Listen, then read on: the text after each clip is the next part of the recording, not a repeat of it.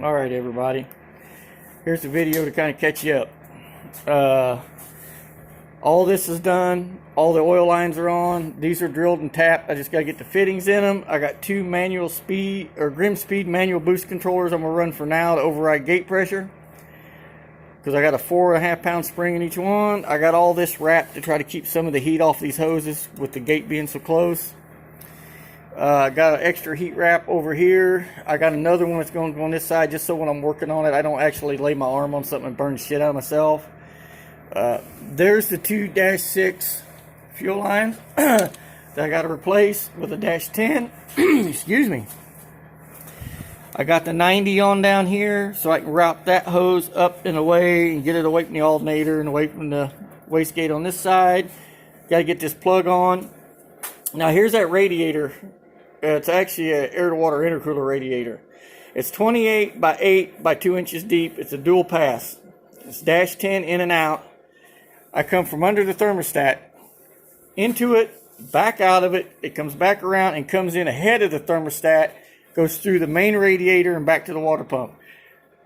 I did that because the smaller radiator, I don't have that great big K30 radiator in here no more, that big monster 33-inch wide one. This is 4 rows of 9/16 tubes. The old one was 4 rows of 5/8 tubes. It was a lot bigger. The radiator literally set from here all the way over to here. And I had to cut the core support in two, and I didn't do that. I fixed everything on the front end, put the bumper mounts back on it. So everything's back original. Other than the core support mounts I made out of tubing.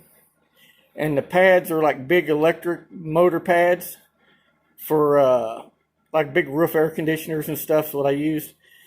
Transmission cooler, engine oil cooler, come out of the front of the block, into it, back out of it, and then up here to the turbos. So it has cooler oil going to the turbos to help only cool them and also, lubricate, but the cooler oil is more beneficial.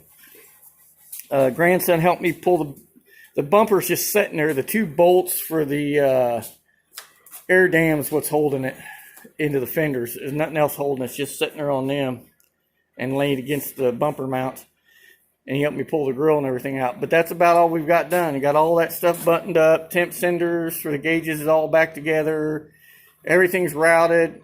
I got to pull the distributor when I change the oil so I can reprime everything. So as long as it's set, get coolant and water and all back in it, the mix I use in it. And then new cap and rotor, get the new wires on it, start getting stuff done and start getting it buttoned up. Because as soon as I get it buttoned up, we're going to fire it off. And that's not the carburetor I'm using. It's just a 600 Brawler. It's a brand new carburetor. I've never used it on anything. It's just sitting on there to cover the hole in the intake. The 1-inch spacers drilled and tapped and got the fittings in it, front and back, for the blow-off valves. Like I said, there's my torque arm that goes to the frame to hold the motor in case something will go sideways. And that's a category 0 top mount for a 3-point hitch is what that is. But getting close to space. I'm just about lost my little window to look down there through to see my timing tab, but we'll get it figured out. So, and then I went through on that balancer because it's etched in it and it's just plain steel and clear coated. I went through and had to mark all the timing marks. Basically, I just went back and forth over them and rubbed stuff in it so I could see them.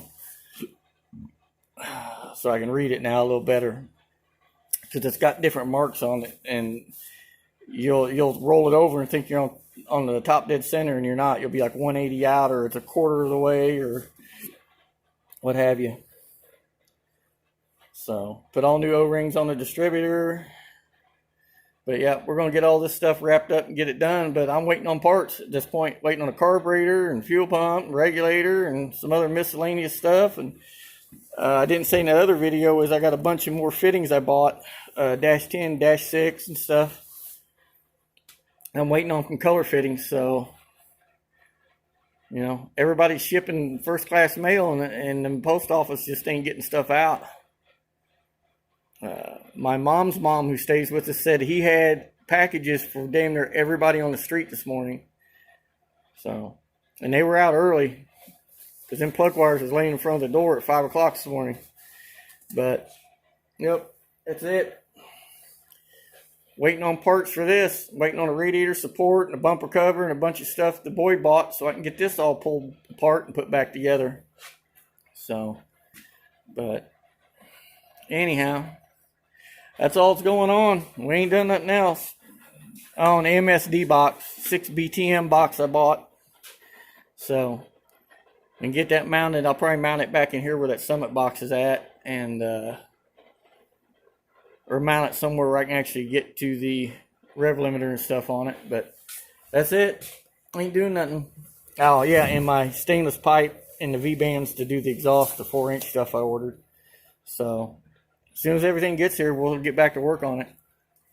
But I'll probably come out here tonight, put the grill back in it, put the bumper back on it, or back up in place and the grill back on, and get all that put back together and lights all plugged back in and get it smile back on it again.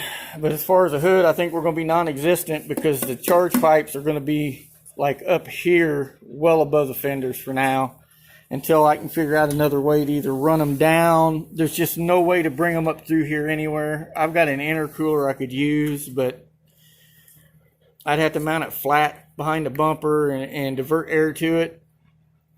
And there's just no way to get a 3-inch up through there. There's none. Either the alternator belt's in the way or hose is in the way. So mainly the alternator belt's in the way.